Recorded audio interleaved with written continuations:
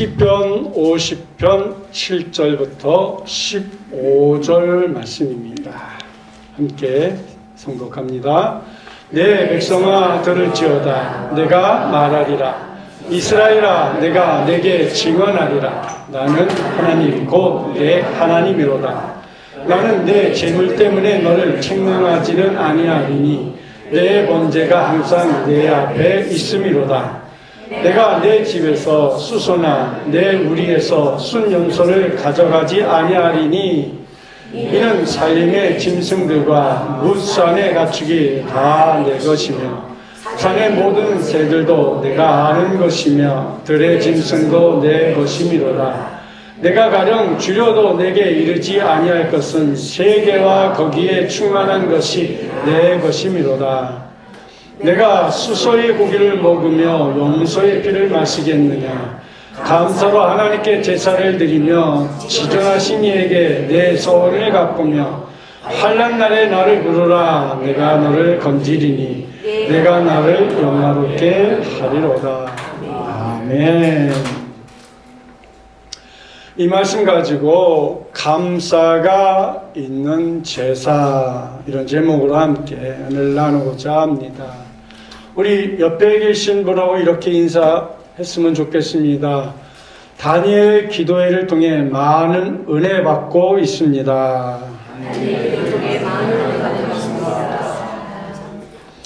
예, 정말 시간 너무 많은 은혜를 받고 있어요. 한 2달 전에 우리 청년 한 분이 목사님 벌써 다니엘 기도할 때가 됐어요. 벌써부터 설레고 기대가 돼요. 그 말을 듣고 아 그래 정말 내가 기대하는 것만큼 은혜를 받게 되어 있어요. 저는 한 달 전부터 다니엘 기도를 통하여서 감사를 더 많이 회복해야겠다. 감사하는 삶이 얼마나 큰 것인지를, 왜냐하면 그 사랑의 그 물결이 이렇게 흘러가는 그 영상을 볼 때마다 짧지만, 아주 짧지만 정말 힘들게 어렵게 살아가는 이웃들이 우리 주위에 이렇게 많다는 것을 느끼고, 몇 년 전부터 다니엘 기도회를 참석하면서 저는 내 입에서 주위에서 얼마나 아프세요? 그러면 감사하며 살아가고 있습니다 하고, 아픈 걸 이야기하면 내 속에 사단이 들어와서 나를 더 힘들게 할까봐 그냥 은혜 가운데 살고 있습니다. 이런 말을 합니다. 왜? 우리는 감사가 잃어버린 삶을 살아가고 있어요. 오늘 집사님 기도하면서도 한 것처럼 우리 순간 낙심하고 실망하고 좌절하고 그러며 살아갑니다. 그럴지라도 우리가 소망하고 있는 건 뭐예요? 믿음, 말씀, 하나님을 붙잡는 삶 아니겠어요? 하나님을 붙잡으면 모든 게 해결된다는 그런 복음성과 같이 우리가 많은 은혜는 우리의 감사 속에서 이루어져 가는 것이죠. 우리는 하나님께서 우리를 창조해 주셨어요. 구원해 주셨어요.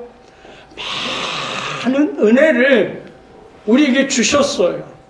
그러니까 많은 은혜를 주셨는데 그 은혜를 기억하는 사람은 적고 늘 현실을 바라볼 수밖에 없는 것이 우리의 삶의 모습이죠. 왜 안 그렇겠어요? 당장 눈에 보이는 결제라든가 당장 눈에 보이는 아픔 어떻게 할 수 없잖아요. 우리 몸이 정말 너무나 아파요. 어떻게 할 수가 없잖아요. 의사 선생님한테 가도 그냥 약 지어주면서 그냥 잡수시라고. 내 몸은 정말 꺼져가는 것처럼 아픈데. 그러나 그런 가운데에서도 정말 내일을 기약하지 못하고 살아가는 그런 사람들이 우리에 많이 있다라는 것이죠. 그래서 감사가 된다고 하면 좀 이기적일까요? 제가 굉장히 이기적인 사람, 나쁜 사람처럼 보일까요? 오늘 우리가 오직 하나님의 은혜로 살아가고 있음을 부인하는 성도는 없을 거예요. 그럼에도 불구하고 평소에 우리는 이러한 하나님의 사랑과 은혜를 대부분 잊고 살아간다는 것이지요. 예배에 참석하고 말씀도 듣지만 우리의 신앙이 언제부턴가 형식에 치우칠 때가 너무 많다는 거예요. 하나님의 사랑과 은혜가 너무 감사의 눈물을 흘려본 적이 언제였는지조차도 기억나지 않는 냉랭한 우리의 모습. 하나님께서 우리에게 주신 은혜를 잊지 말고 진정으로 평소에 감사하자는 의미로 오늘 말씀을 준비해 보았습니다. 우리가 이러한 형식적이고 메마른 신앙으로 감사하고 있지는 않습니까? 이제 더 이상 종교인이 아닌 성도로서 믿음에 굳게 설 수 있는 그런 하나님의 백성으로서의 말입니다. 진정한 감사를 회복하지 못한 채 감사를 형식적으로 보내서는 안 될 것입니다. 오늘 본문은 형식적인 신앙에 빠진 우리를 다시 한번 돌아보게 하는 말씀입니다. 이 말씀을 통해 하나님 앞에서 우리의 신앙과 감사가 온전히 회복되시기를 주님의 이름으로 축복합니다.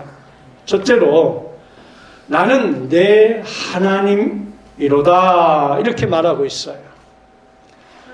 이스라엘은 특별히 하나님의 선택을 받은 백성입니다. 지금 우리도 이 예배당에 앉아서 예배드리는 우리 모두도 선택받은 백성인 것을 꼭 기억해야 돼요. 이스라엘 백성만 선택받은 백성 아니고 여기에 앉아 계신 우리 한생명 비전 교회 성도들도 다 선택받은 축복받을 성도인 것이죠.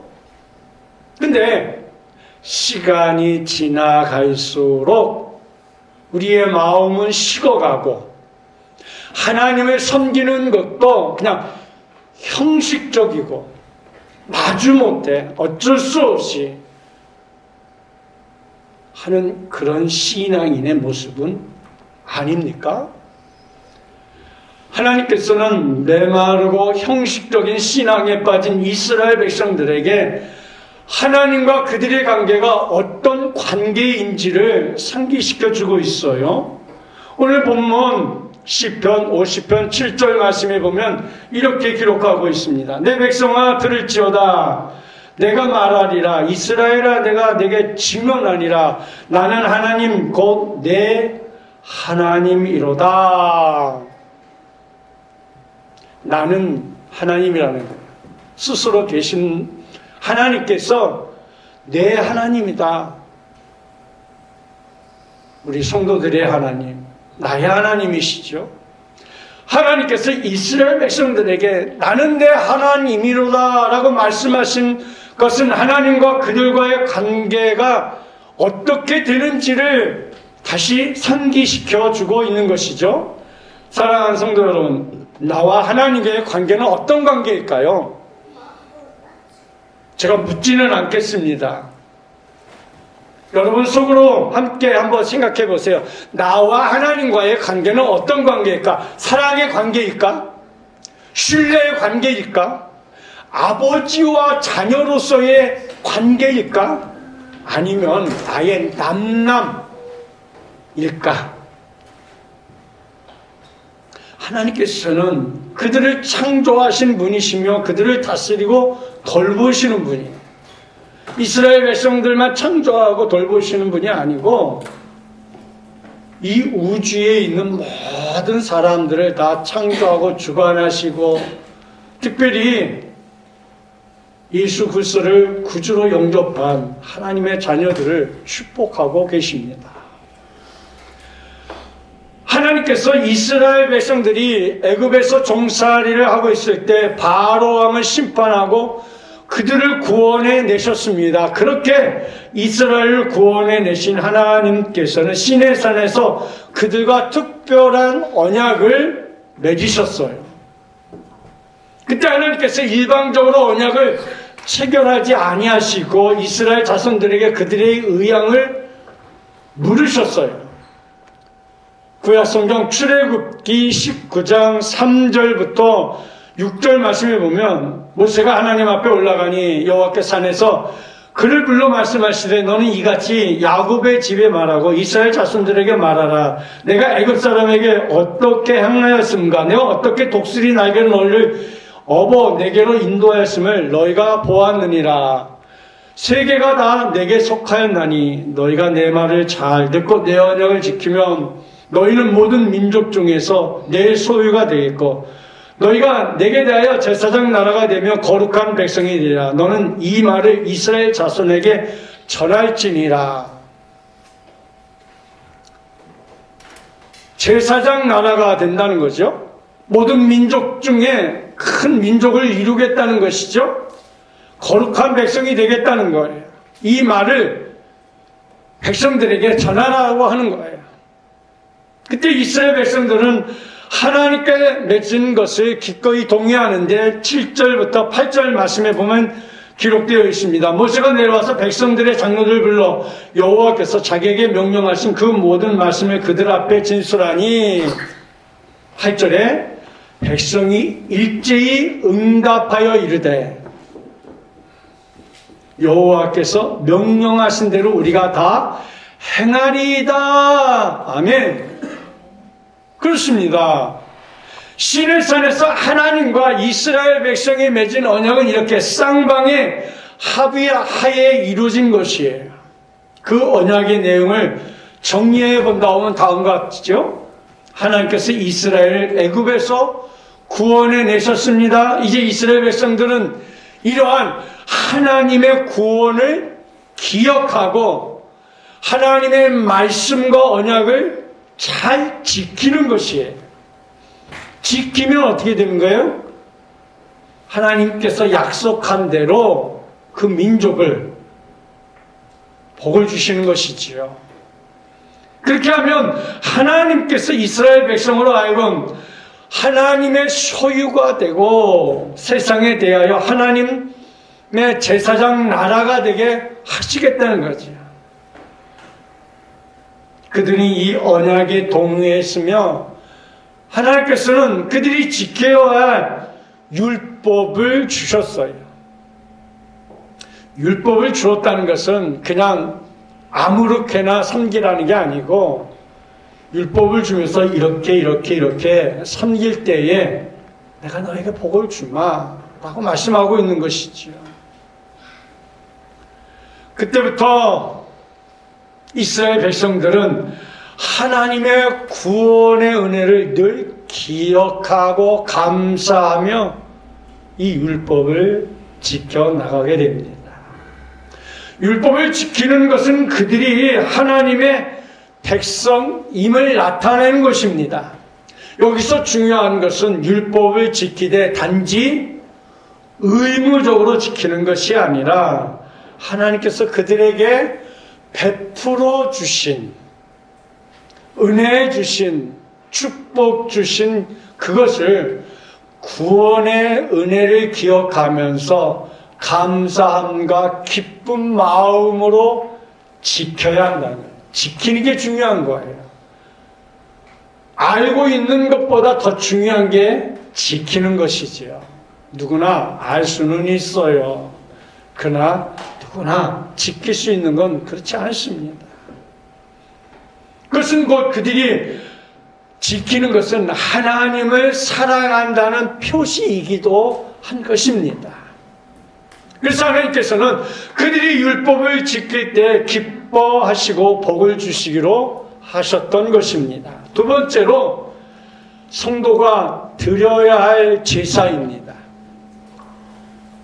제사라는 것이 이제 구약적 개념이고 이게 가로치고 예배라고 했습니다. 오늘날은 우리에게 여러분 교회 오면서 제사 드린다고 하고 오시는 분 없잖아요. 오늘날에는 예배예요. 예배.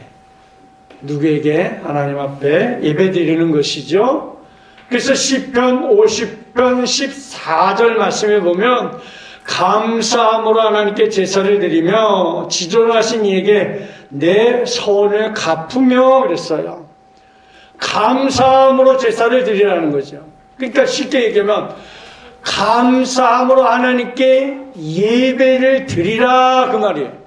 그러니까 우리가 드리는 이 예배를 감사함으로 예배 드리라는 거예요. 정말 감사함으로 우리가 예배를 드려야 돼요. 우리가 매일 주일 이렇게 돌아오는 것이 당연한 것처럼 복음성가에 가서 좀 당연한 것처럼 여기는 그렇지 않더라고요. 하나님이 우리를 조금만 타치해도 당연한 것 하나도 없어요. 하나님의 은혜가 아니고서는 우리가 정말 이 한 시간 예배 드리는 것도 하나님의 은혜와 은총과 축복이 그 안에 가득가득 넘치고 있는지를 우리가 기억해야 하는 것이지. 그렇습니다. 이 율법 중에서 가장 중요하고 많은 부분을 차지하고 있는 내용이 바로 제사에 관한 것이었는데 구약의 제사는 짐승을 죽여서 피를 흘리고 제물을 온전히 불에 태워서 하나님께 드리는 그런 제사가 구약적인 제사였습니다. 말씀을 준비하면서 참 구약의 백성들은 참 예배 드리기가 굉장히 힘들었겠다 그런 생각을 혼자 가만히 묵상하게 되었어요. 여러분 생각해 보세요.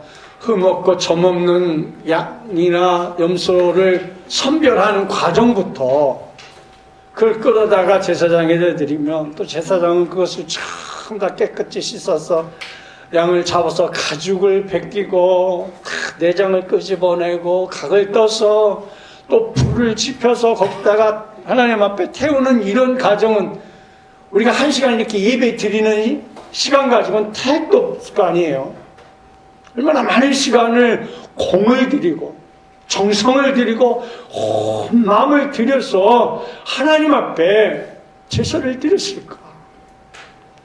그러니 그 과정마다 얼마나 두렵고 떨림으로 드렸겠어요. 왜? 구약의 제사는요, 하나님이 안 받으시면 그걸 바친 사람에게 다 돌아갔어요. 1년에 한 번씩 대제사장이 이 번제단에 들어와서 하나님 앞에 제물을 드릴 때 제사장의 몸에 오죽했으면 방울을 다 알고서 들어가서 제사를 드렸어요. 그래서 바깥에서 제사장들이 대제사장이 소리가 안 나면 바깥에서 줄로 이렇게 잡아당겼어요. 왜? 하나님 기쁘게 받으시지 않는 제사는 대제사장이 죽었거든요. 그러면 대제사장이 죽었으니까 제사장들이 그 안으로 들어가서 대제사장을 끄집어낼 수가 없었어요. 들어가면 죽었어요. 제사장들도. 그래서 대제사장이 제사를 드리다가 죽으면 그 끈으로 잡아당겼어요. 바깥에서. 그만큼 엄격하고 하나님이 기뻐하지 않는 제사는 바로 대제사장이 죽어야만 하는 그런 일이 있었어요. 그러니까 얼마나 백성들이고 제사장들이 온 마음으로 온 정성으로 하나님 앞에 제사를 드렸을 거예요. 그래서 제사를 감사함으로 드리라는 거예요. 감사함으로 드릴 때 우리 하나님이 그 예배를 온전히 받으시겠다는 것이지요. 하나님께서는 죄인이 제사를 통해 자신의 죄를 용서받고 하나님 앞에 나올 수 있게 해주셨습니다. 제사를 드리고 하나님 앞에 나가서 죄사함을 받고 하나님의 은혜를 힘입는 그런 제사가 감사로 드리는 제사여야 했던 것이지요. 그러므로 이스라엘 백성들은 항상 하나님께 드리는 제사를 믿음과 마음과 정성을 다해서 드렸던 것이지요. 그래서 예배를 영과 진리로 드리라고 말씀하고 있습니다. 요한복음 4장 23절 24절 말씀해 보니까 아버지께 참되게 예배하는 자들은 영과 진리로 예배할 때가 오나니 곧 이때라. 아버지께서는 자기에게 이렇게 예배하는 자를 찾느니라. 하나님은 영이시니 예배하는 자가 영과 진리로 예배할지니라. 이렇게 얘기했어요. 23절에 예배가 3번, 24절에 예배가 2번. 이렇게 예배가 얼마나 소중한지에 대해서 강조를 하고 있잖아요.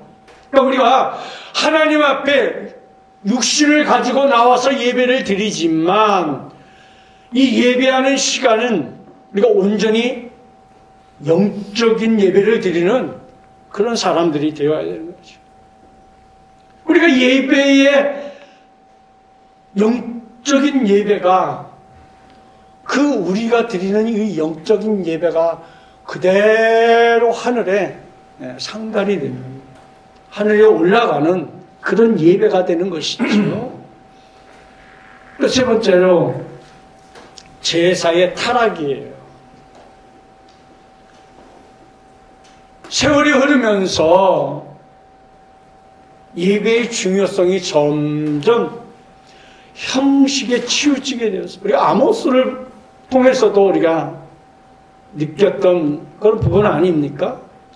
하나님의 구원과 은혜에 대한 감사는 사라지고 하나님을 사랑하며 헌신하겠다는 다짐도 희미해져 가고 제사 드리는 자체가 귀찮게 여겨지는 그런 세월을 맞았다는 것이죠.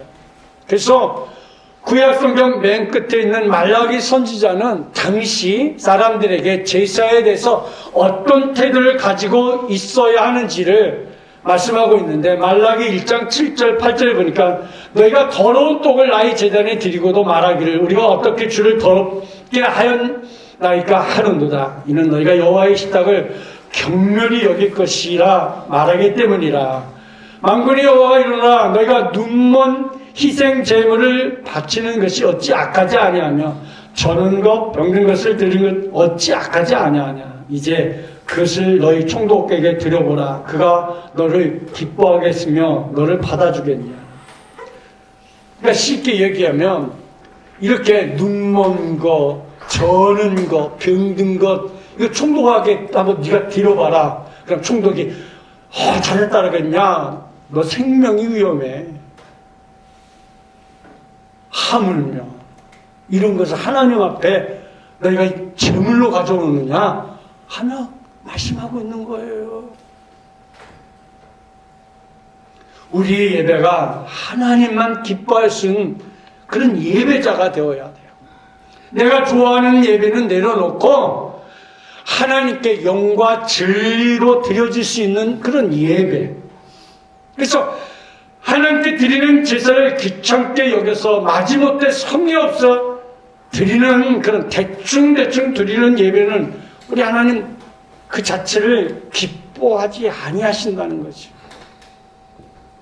그래서 말라기 1장 9절 10절에서 계속해서 이렇게 말하고 있어요. 만군의 여호와가 이르노라 너희는 나 하나님께 은혜를 구하면서 우리를 불쌍히 여기소서 하여보라. 너희가 이같이 행하였으니 내가 너희 중 하나인들 받겠느냐. 만군의 여호와가 이르노라 너희가 내 제단에 위에 헛되이 불사르지 못하게 하기 위하여 너희 중에 성전문을 닫을 자가 있었으면 좋겠도다. 내가 너희를 기뻐하지 않으며 너희가 손으로 드리는 것을 지도 아니하리라. 아니 문을 닫아버려라. 아예 그냥 오지도 못하게 하라 이 말이에요.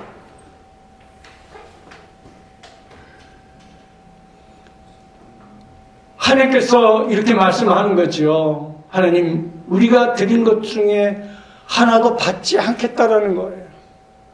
내가 너희를 기뻐하지 아니하며 너희가 손으로 드리는 것을 받지도 아니하리라. 하나님께서 그런 제사를 받지 않겠다는 것이죠.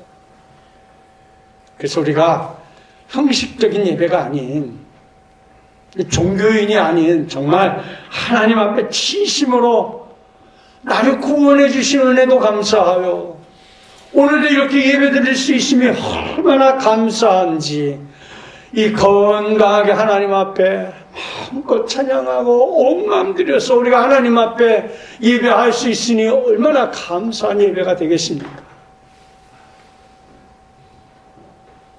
우리 하나님은요, 네 번째로 부족함이 없으신 하나님이기 때문에 그래요.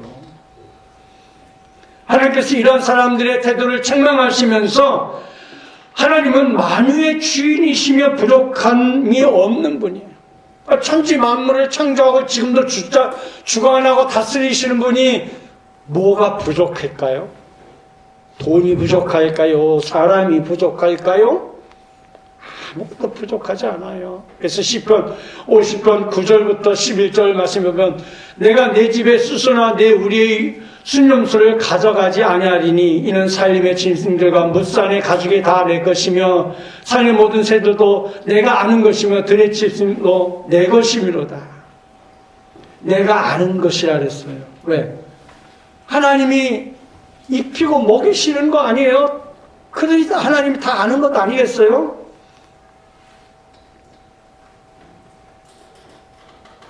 다 내 것이라는 거예요.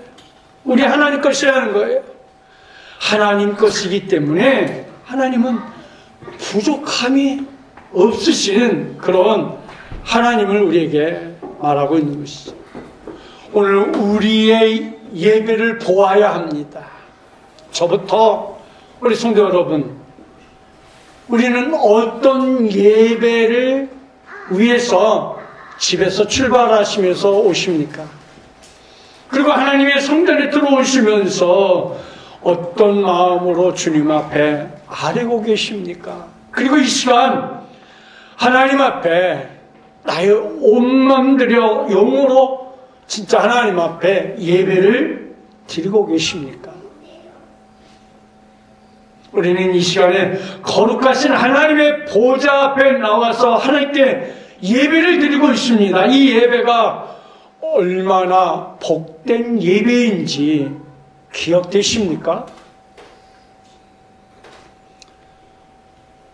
십자가에서 피 흘려주신 보혈은 얼마나 귀하고 존귀하며 우리가 1000만 번 피 흘려도 우리에게 구원을 줄 수 없지만 우리 하나님께서 독생 성자를 이 땅에 보내주시고 예수님께서 십자가에 달려 죽으심으로 우리에게 구원을 영생을 허락해 주신 것 아닙니까? 하나님께서 우리를 택하여 예수 그리스도를 믿게 해주셨고 그 믿음을 보시고 우리를 의롭다 여겨주시고 구원의 은총을 허락해 주었습니다. 예수 그리스도만이 나의 구주요 우리의 삶의 목표요 예수 그리스도만이 나를 나되게 만들어 주실 수 있는 분 아니십니까? 그래서 우리는 우리의 예배를 통하여서 감격과 감사와 뜨거움이 넘칠 수밖에 없는 것입니다. 우리는 예배를 형식적으로 드릴 때가 많았습니다. 그것은 마치 이스라엘 백성들이 형식적으로 예배를 드린 것과 같았습니다. 하나님께서 그들의 제사를 받지 않으셨다면 우리는 이제 그런 모든 것은 다 내려놓고 주님, 내 마음에 오셔서 내 속에 오셔서 내 이 뜨거운 열망과 함께 온전히 주님께 드릴 수 있는 영과 진리로 드려지는 이 진정한 예배를 받으시고 감사와 감격으로 하나님 앞에 드릴 이 예배를 온전히 기쁨으로 받으시옵소서 하고 온전히 드려질 수 있는 우리의 예배가 되어지기를 바랍니다. 이제 진실된 예배 말씀을 정리하면서 이제 말씀을 마치려고 하는 건데 시편 50편 14절과 15절에 보니까 이런 말씀이 있어요. 감사로 하나님께 제사를 드리며 지존하신 이에게 내 소원을 갚으며 환난 날에 나를 부르라. 내가 너를 건지리니 내가 나를 영화롭게 하리라. 아멘. 환난 날에 나를 부르라. 어려울 때만 하나님을 찾는 그런 일회성 하나님이 아니에요. 환난이 오나 고난이 오나 고통이 오나 기쁨이 오나 감사가 오나 어떤 날이든지 우리가 하나님을 찾고 두드리고 만나고 동행하는 그 삶이 매우 존귀한 삶인 것이죠. 우리는 진정한 예배가 무엇인지 배워야 있어요. 하나님께서 기뻐 받으시는 예배는 반드시 감사가 있어야 한다는 것. 하나님께서 우리를 창조하셨으며 죄 가운데 멸망받을 수밖에 없는 나와 여러분을 구원해 주셨어요. 그래서 감사해요. 그래서 은혜가 있는 거예요. 그래서 우리는 하나님의 자녀로서 조금 더 부족하지 않는 크고 놀라운 은혜 가운데 살아가는 성도가 될 수 있는 것입니다. 진정한 예배는 믿음의 기도가 있는 거예요. 믿음의 기도. 그냥 의심하는 기도가 아닌, 형식적인 기도가 아닌 믿음의 기도를 가지고 환난을 당한 성도는 신실하고 뜨거운 기도를 하나님께 아뢰는 것이고, 평온하고 평안한 우리들에게는 진심으로 하나님의 은혜를 감사하며 또 감사하는 그런 기도가 우리 속에 있어야 할 것입니다. 그래서 15절 말씀에 환난 날에 나를 부르라. 내가 너를 건지리니 내가 나를 영화롭게 하리로다. 하나님께서 오늘 우리가 드리는 예배와 감사를 기쁘시게 받으시고 우리를 크게 축복해 주시기를 주님의 이름으로 축복합니다.